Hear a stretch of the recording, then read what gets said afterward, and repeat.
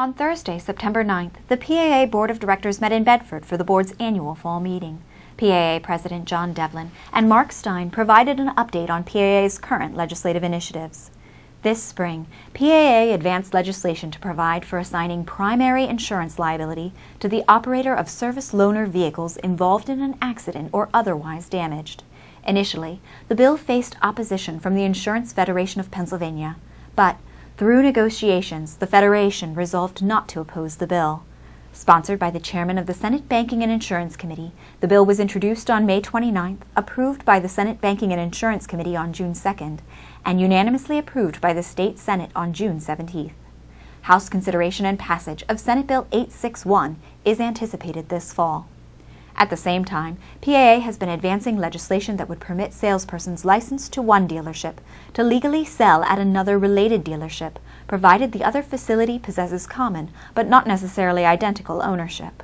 House Bill 1161 was introduced on May 11th by the chairman of the House Professional Licensure Committee with over 40 co-sponsors and unanimously passed by the House on June 24th.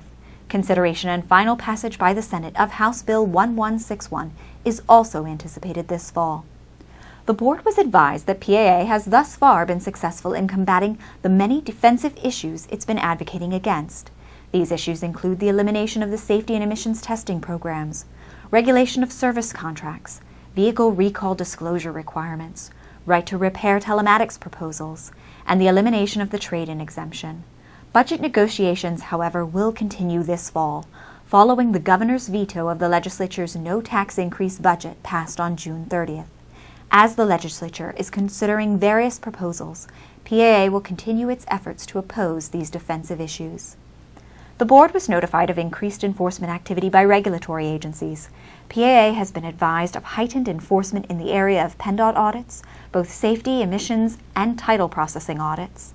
Also, in late August, PAA met with the Attorney General's office and was advised that they would be increasing investigations in the areas of dealer advertising, as-is sales, spot deliveries, and unlicensed activity.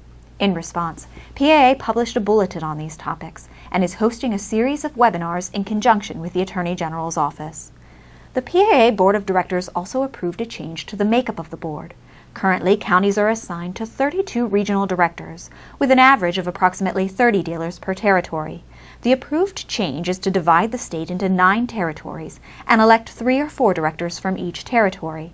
PAA will continue to have 32 regional directors. However, this change will allow the electoral pool in each territory to be approximately 100 dealers. This change should be a solution to territories that currently have no director representing them and ensure that interested candidates are able to serve on the board. PAA Chairman Jim Peruto announced that PAA Legal Match, a formalized process PAA has developed to pair dealers with similar issues together with counsel to submit complaints against a common third party, is now available online.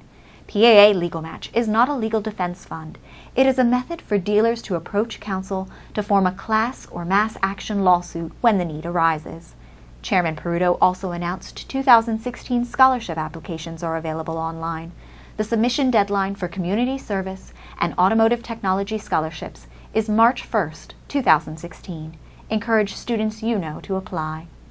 An update on PAA's PAC was provided. The 2015 PAC campaign has raised only 40% of its $300,000 goal. 100% of these funds go to elected officials who are sympathetic to dealer issues and legislative priorities. If you've not yet given, attached is a 2015 contribution form for your convenience. The PAA board will meet again on December 3rd in Hershey. Thank you for your time and attention. If you have any questions, please reply to this email message or give us a call.